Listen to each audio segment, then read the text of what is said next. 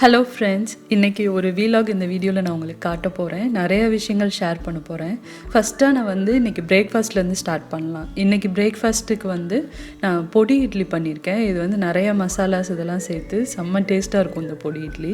அது சாப்பிட்டு முடித்ததுக்கப்புறமா காலையில் ஹஸ்பண்ட் ஆஃபீஸ் கிளம்புற டைம் ஆகிடுச்சு.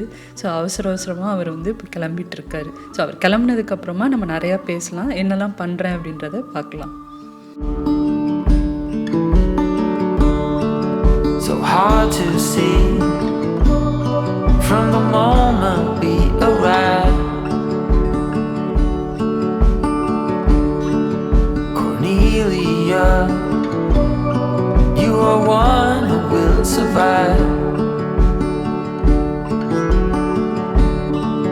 When time's been bad, you put smiles on everyone.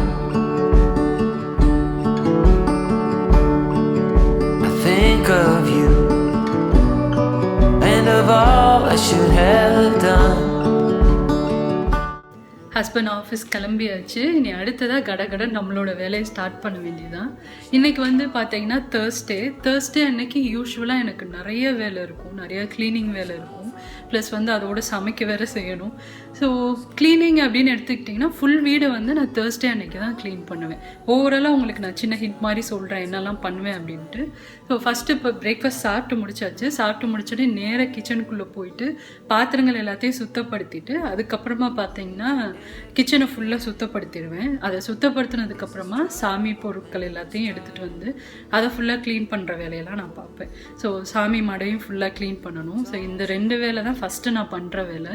இதை முடிச்சுட்டு பெட்ஷீட் கவர் மாற்றுறது, அதுக்கப்புறமா துணி துவைக்க வேண்டியது இருந்தது அப்படின்னா அது எல்லாத்தையும் லாண்ட்ரியில் போட்டுட்டு இந்த வேலையெல்லாம் பார்க்கணும். இதெல்லாம் முடிச்சதுக்கப்புறமா ஃபுல் வீட்டையும் க்ளீன் பண்ணணும். ஸோ வேக்யூம் போடுறது இது எல்லாமே அதுக்கப்புறம் தான் நான் பண்ணுவேன். சப்போஸ் இப்போ வீடை மாப் பண்ணணும், கொஞ்சம் அழுக்காக இருக்கிற மாதிரி தெரியுது அப்படின்னா வீடை ஃபுல்லாக மாப்பும் அதுக்கப்புறமா தான் பண்ணுவேன். ஸோ இது எல்லாமே பார்த்தீங்கன்னா நான் லஞ்சு சமைக்க ஆரம்பிக்கிறதுக்கு முன்னாடி முடிக்க வேண்டிய வேலை. அதனால இன்றைக்கி பெருசாக நான் நிறைய சமைக்கிற மாதிரி கஷ்டமான ரெசிபீஸ் அதெல்லாம் வச்சுக்க மாட்டேன். சிம்பிளாக செய்கிற மாதிரி, பட் அது ஹெல்த்தியாகவும் இருக்கிற மாதிரி பார்த்துப்பேன். இன்றைக்கி லஞ்சுக்கு நான் என்ன பண்ண போகிறேன் அப்படின்னா ரொம்ப சூப்பரான ஒரு ரெசிபி நான் பண்ண போகிறேன். கீரை சேர்த்து கீரை குழம்பு, பருப்பு இதெல்லாம் சேர்த்து கீரை குழம்பு மாதிரி பண்ண போகிறேன். அதுக்கு கூட பெஸ்ட்டு காம்பினேஷன் பார்த்தீங்கன்னா உருளைக்கிழங்கு வறுவல், இதெல்லாம் ரொம்ப நல்லாயிருக்கும். ஆனால் நான் இன்றைக்கி சேப்பங்கிழங்கு இருக்கு இல்லையா, அதை ஃப்ரை மாதிரி பண்ண போகிறேன். ஸோ கீரை குழம்பு அதுக்கப்புறமா சேப்பங்கிழங்கு ஃப்ரை, இதுதான் இந்த சிம்பிளான ரெசிபி தான் இன்றைக்கி உங்களுக்கு செஞ்சு காட்ட போகிறேன். ஸோ இன்றைக்கி ஃபுல் டே வீலாக் மாதிரி காட்டுறேன். ஸோ நிறைய பேர்த்துக்கு நான் காட்டுற க்ளீனிங் வீடியோஸ் ரொம்ப பிடிச்சிருக்கு அப்படின்னு சொல்கிறீங்க. ஸோ அவங்களுக்காண்டி தான் தேர்ஸ்டே அன்னைக்கு நான் எப்படி என்னோடய வீட்டை சுத்தப்படுத்துகிறேன் அப்படின்றத இன்றைக்கி நான் உங்களுக்கு காட்டுறேன். ஸோ இப்போ என் கூட சேர்ந்து நீங்களும் பாருங்கள். உங்களுக்கு யூஸ்ஃபுல்லாக இருந்துச்சுன்னா நீங்களும் இந்த மாதிரி இந்த டிப்ஸை முடிஞ்சால் ஃபாலோ பண்ணி பாருங்கள். இப்போ வாங்க நம்ம க்ளீனிங்கை ஸ்டார்ட் பண்ணலாம். இப்போ பாத்திரம் கழுவ ஆரம்பிச்சிருக்கேன். பாருங்கள் எவ்வளோ பாத்திரம் இருக்குன்ட்டு. ஏன்னா நேற்று நைட்டு கொஞ்சம் டயர்டாக இருந்துச்சு அப்படின்ட்டு பாத்திரம் க்ளீன் பண்ணாமல் படுத்துட்டேன். ஸோ அதனால் நிறைய சேர்ந்துருச்சு. ஃபஸ்ட்டு இதெல்லாம் க்ளீன் பண்ணிவிட்டு அப்புறமா நம்ம பார்க்கலாம் மித்த வேலையை.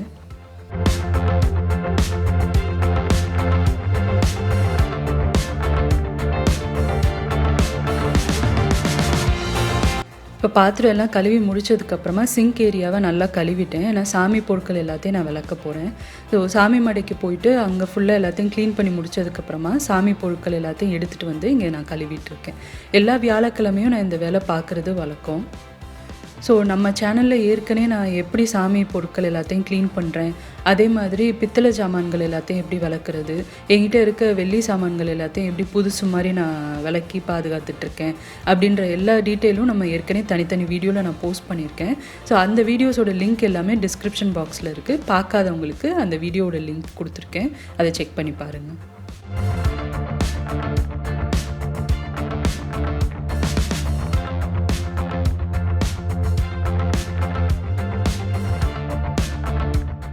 இப்போ எல்லாமே நல்லா சுத்தப்படுத்தியாச்சு. இப்போ என்ன பண்ண போகிறேன் அப்படின்னா அதில் அப்படியே நம்ம உணர்றதுக்கு வச்சோம் அப்படின்னா சில நேரம் லைட்டாக அதில் புள்ளியாக ஆகிற மாதிரி இருக்கும். அதனால் அந்த மாதிரி ஒரு நியூஸ் பேப்பர் விரிச்சிட்டு ஒரு டிஷ்யூ பேப்பர் எடுத்து நல்லா அதை தொடச்சி வச்சுட்டோம் அப்படின்னா உங்களுக்கு நல்லா பளபளன்னே அப்படியே இருக்கும். இல்லாட்டி லைட்டாக தண்ணியோட அச்சு புள்ளியாக இருக்கிற மாதிரி இருக்கும். அதனால் நல்லா அந்த மாதிரி சுத்தப்படுத்தி வச்சுக்க போகிறேன். பாருங்கள் எல்லாமே நல்லா பல நம்ம சுத்தப்படுத்தி வச்சாச்சு. இது நல்லா உணர்னதுக்கப்புறமா பொட்டு எல்லாமே நான் வச்சு சாமி கும்பிட்டுப்பேன். சாமி பொருட்கள் விளக்குனதுக்கப்புறமாவும் நம்மளுக்கு சிங்க்கு கொஞ்சம் அழுக்கான மாதிரி ஆயிருக்கும். அதனால் திரும்ப அதை ஒரு வாட்டி நல்லா க்ளீன் பண்ணிவிட்டு நல்லா தொடச்சிக்கிறேன். அதை முடித்ததுக்கப்புறமா ஃபுல்லாக கிச்சனை க்ளீன் பண்ணுற வேலை எல்லாத்தையுமே நான் முடிச்சுட்டேன். ஒரு சொல்யூஷன் யூஸ் பண்ணி எல்லா இடங்களையும் நல்லா தொடச்சிட்டு க்ளீன் பண்ணியாச்சு. ஸோ பெரிய வேலை கிச்சன் க்ளீன் பண்ணுற வேலை முடிச்சாச்சு. பாருங்கள் வெளியில் செம்ம மழை விழுந்துட்டுருக்கு. நம்ம ஊரில் வந்து வெயில் ரொம்ப ஜாஸ்தி ஆயிடுச்சு, கஷ்டமாக இருக்குது அப்படின்னு எல்லாரும் சொல்கிறாங்க. பட் பார்த்திங்கன்னா இங்கே வெயில் வராதா அப்படின்னு நாங்கள் ஏங்கிட்டுருக்கோம். ஏன்னா இன்னும் அவ்வளோ குளிரிட்டுருக்கு. 2-3 நாளாக பார்த்திங்கன்னா -1 அப்படின்ற அளவுக்கு ரொம்ப குளிரிட்டுருக்கு. ஸோ வெயில் வராதான்னு நாங்கள் ஆவலாக பார்த்துட்ருக்கோம். இப்போ அடுத்ததாக வந்து நான் வீடு க்ளீன் பண்ண ஸ்டார்ட் பண்ண போகிறேன். அதுக்கு இங்கே வந்து ஃபஸ்ட்டு நான் வந்து கார்பெட்டை க்ளீன் பண்ணிக்கிறேன். கார்பெட்டுக்கு வந்து அந்த ஒரு சொல்யூஷன் இருக்குது. அதை ஃபஸ்ட்டு நல்லா அதில் ஊற்றிட்டு அதுக்கப்புறமா வேக்யூம் போட்டு நல்லா க்ளீன் பண்ணிக்கிறேன்.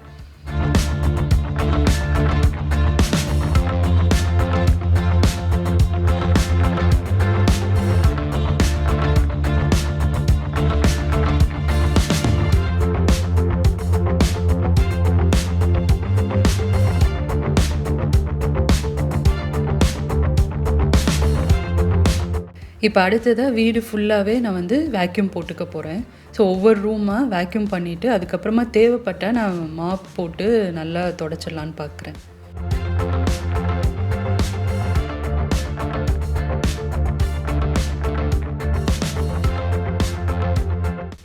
அடுத்ததாக வந்து பெட்ஷீட் கவர்ஸ் எல்லாத்தையுமே நான் மாற்றிருக்கேன். ஸோ லாண்ட்ரியில் போட்டிருக்கேன். ஸோ அதனால் ஃப்ரெஷ்ஷாக புது கவர் மாற்றிட்டுருக்கேன். நான் பெட்டுக்கு பாருங்கள் இந்த மாதிரி ஃபிட்டட் ஷீட்ஸ் தான் யூஸ் பண்ணுவேன். இது வந்து நல்லா நம்மளுக்கு வந்து அதை மாட்டுறதுக்கு ரொம்ப ஈஸியாக இருக்கும். எலாஸ்டிக் இருக்கிறனால ஜஸ்ட்டு நம்ம அதை வந்து இந்த மாதிரி மாட்டி விட்டோம் அப்படின்னாலே உங்களுக்கு குலையாமல் ஈஸியாகவும் இருக்கும், மெயின்டைன் பண்ணுறதுக்கு ஈஸியாக இருக்கும், ப்ளஸ் வந்து பார்க்குறதுக்கும் அது நீட்டாகவும் இருக்கும். இந்த மாதிரி ஜஸ்ட் அதை வந்து இந்த கார்னர்ஸில் அந்த எலாஸ்டிக்கை மாட்டி விட்டுட்டோம் அப்படின்னா நல்லா ஈஸியாக அதை மாட்டிடலாம். இப்போ அடுத்ததாக டூவர்ட்க்கு கவர் போட்டு அதையும் மாற்றியாச்சு.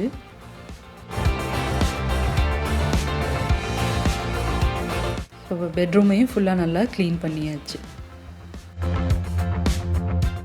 இப்போ அடுத்ததாக இன்றைக்கி வியாழக்கிழமை அப்படின்றனால நான் பாபாவுக்கு பூஜை பண்ணுறது வழக்கம். ஸோ அந்த பூஜையை முடித்ததுக்கப்புறமா விளக்கேற்றி சாமி கும்பிட்டாச்சு.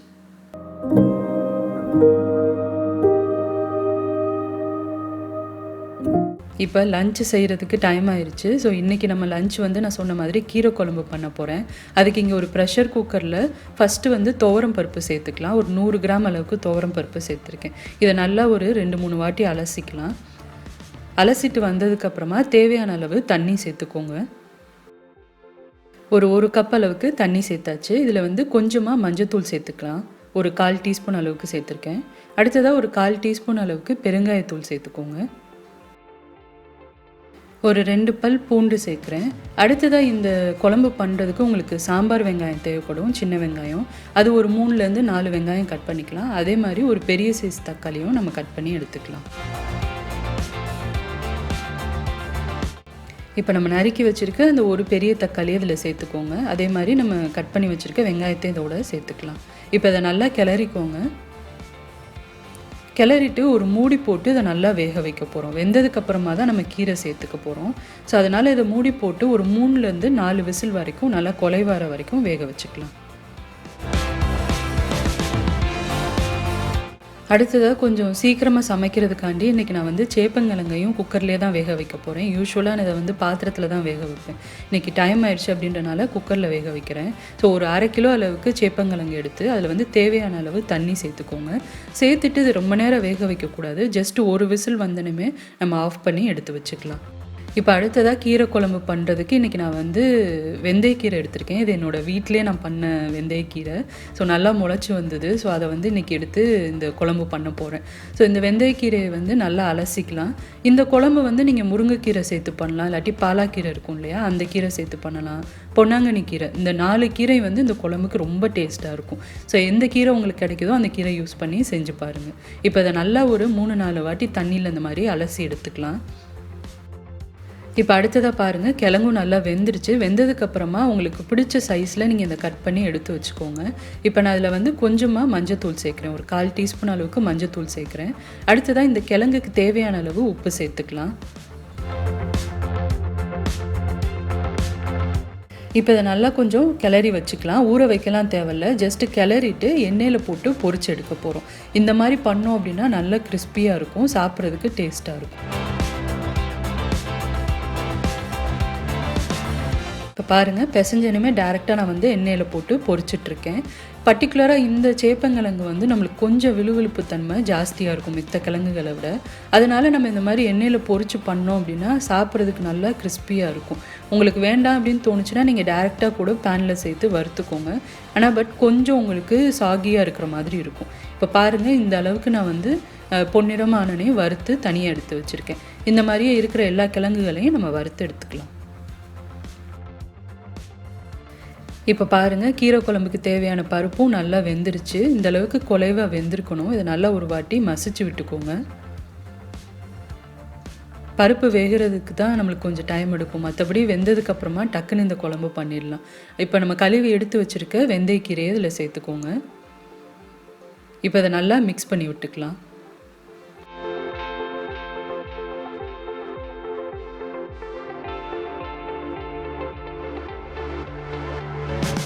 இப்போ நல்லா கலந்தாச்சு. அடுத்ததாக வந்து 1 டீஸ்பூன் அளவுக்கு சாம்பார் பொடி நான் சேர்க்குறேன். இதுக்கு பதிலாக நீங்கள் வந்து குழம்பு மிளகாய் தூளும் சேர்த்துக்கலாம். அடுத்ததாக வந்து தேவையான அளவு உப்பு சேர்த்துக்கலாம்.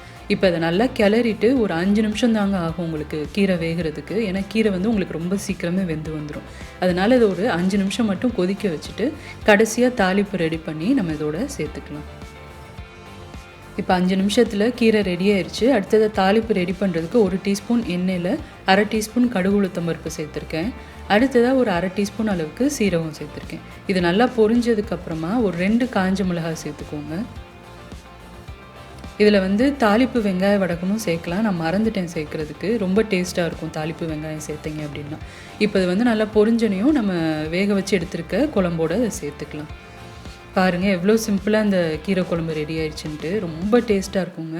சூடான சாதத்தில் கொஞ்சமாக நெய் விட்டு இந்த குழம்பு சேர்த்து சாப்பிட்டோம் அப்படின்னா ரொம்ப ரொம்ப டேஸ்ட்டாக இருக்கும். குழந்தைங்களுக்கும் நீங்கள் இதை கொடுக்கலாம். இப்போ அடுத்ததாக நம்ம வறுத்து எடுத்து வச்சுருக்க கிழங்குக்கு ஒரு பேஸ்ட்டு ரெடி பண்ண போகிறோம். அதுக்கு இங்கே ஒரு மிக்ஸி ஜாரில் ஒரு மீடியம் சைஸ் பெரிய வெங்காயத்தை சேர்த்துக்கோங்க. அடுத்ததாக 2 பல் பூண்டு சேர்த்துருக்கேன். அதில் வந்து 1/4 டீஸ்பூன் அளவுக்கு மஞ்சத்தூள் சேர்த்துக்கோங்க. ஒரு 1/2 டீஸ்பூன் அளவுக்கு காஷ்மீரி மிளகாய் தூள் சேர்க்குறேன். இது இல்லாதவங்க வந்து தனித்தூள் இருக்கும் இல்லையா, அந்த தூள் கூட நீங்கள் சேர்த்துக்கலாம். கொஞ்சமாக தண்ணி சேர்த்து நல்லா கெட்டியான பேஸ்ட்டாக அதை அரைச்சி எடுத்துக்கோங்க. அடுத்ததாக இங்கே பாருங்கள், ஒரு கேஸ்ட் அயர்ன் பேன் நான் சூடு பண்ணியிருக்கேன். நல்லா பேன் சூடானதுக்கப்புறமா ஒரு 3 டேபிள் ஸ்பூன் அளவுக்கு எண்ணெய் சேர்த்துருக்கேன். எண்ணெய் நல்லா கொதிச்சதுக்கப்புறமா நம்ம அரைச்சி எடுத்து வச்சுருக்கோம் இல்லையா மசாலா, அதை வந்து இதோட சேர்த்துக்கோங்க. இப்போ மசாலா சேர்த்துட்டு இதை நல்லா வதக்க போகிறோம். பச்சை வாசம்லாம் போய் எண்ணெய் பிரிஞ்சு வர அளவுக்கு இதை நல்லா வதக்கிக்கலாம். இப்போ மசாலா வந்து நல்லா வறுபட்டுருச்சு. அடுத்ததாக நம்ம பொரிச்சு எடுத்து வச்சுருக்க சேப்பங்கிழங்கு இதோட சேர்த்துக்கோங்க. சேர்த்துட்டு நல்லா கிளறிக்கலாம். இப்போ நம்ம வந்து கிழங்கு வறுக்கிறப்பே உப்பு சேர்த்துட்டோம். ஸோ உப்பு வந்து கரெக்டாக தான் இருக்கும். சப்போஸ் பத்தாத மாதிரி தெரிஞ்சதுன்னா லேசாக இப்போ வந்து நீங்கள் உப்பு சேர்த்துக்கலாம். இப்போ அது எல்லாத்தையும் நல்லா கிளறிட்டு சூப்பராக அதை வந்து நம்ம ரோஸ்ட் பண்ண போகிறோம். ஒரு 5லேருந்து 7 நிமிஷம் நம்ம ரோஸ்ட் பண்ணோம் அப்படின்னா செம்ம டேஸ்ட்டான சேப்பங்கிழங்கு வறுவல் தயாராகிடும். பாருங்கள், ஒரு 6 நிமிஷம் கிட்ட நான் ரோஸ்ட் பண்ணியிருக்கேன். எவ்வளோ சூப்பராக ரோஸ்ட் ஆகி வந்திருக்கு பாருங்கள். பேன்லேயும் கொஞ்சம் கூட ஒட்டலை. சூப்பராக இருக்கும் உங்கள் கேஸ்ட் அயர்னில் இந்த மாதிரி ரோஸ்ட் இதெல்லாம் நம்ம பண்ணோம் அப்படின்னா. ஸோ இப்போ எல்லாமே தயாராகிடுச்சு. அடுத்ததாக என்னோடய லஞ்சை நான் உட்காந்து சாப்பிட்டுட்ருக்கேன். இந்த நேரம் தான் எனக்கு உட்காரதுக்கு டைம் கிடச்சிது. ஸோ அவ்வளோ பிஸியாக போச்சு இந்த நாள். ஸோ இந்த லஞ்சை முடிச்சுட்டு கொஞ்சம் நேரம் ரெஸ்ட் எடுத்துகிட்டு அதுக்கப்புறமா வீடியோ எடிட் பண்ண வேண்டிய வேலைலாம் இருக்குது. ஸோ இந்த மாதிரி தாங்க எனக்கு இந்த தேர்ஸ்டே போச்சு. கண்டிப்பாக இந்த வீடியோ வந்து உங்களுக்கு பிடிச்சதாகவும் ஏதாவது ஒரு விஷயம் உங்களுக்கு யூஸ்ஃபுல்லாக இருந்திருக்கலாம். கண்டிப்பாக இந்த ரெசிபியை ட்ரை பண்ணி பாருங்கள். ரொம்ப ரொம்ப நல்லாயிருக்கும். ரொம்ப டேஸ்ட்டாகவும் குவிக்காகவும் பண்ணிடலாம், ஹெல்த்தியாகவும் இருக்கும். ட்ரை பண்ணி பார்த்துட்டு உங்களோட ஃபீட்பேக் அண்ட் கமெண்ட்ஸை மறக்காமல் எனக்கு போஸ்ட் பண்ணுங்கள். இந்த வீடியோ பிடிச்சிருந்தது அப்படின்னா ஒரு லைக் கொடுங்க. என் சேனலுக்கு இன்னும் சப்ஸ்கிரைப் பண்ணாதவங்க மறக்காமல் சுஜீஸ் கிச்சனுக்கு சப்ஸ்கிரைப் பண்ணுங்கள். நிறைய இன்ட்ரெஸ்டிங்கான வீடியோஸ் ரெசிபீஸோடு அடுத்து உங்களை நான் மீட் பண்ணுறேன்.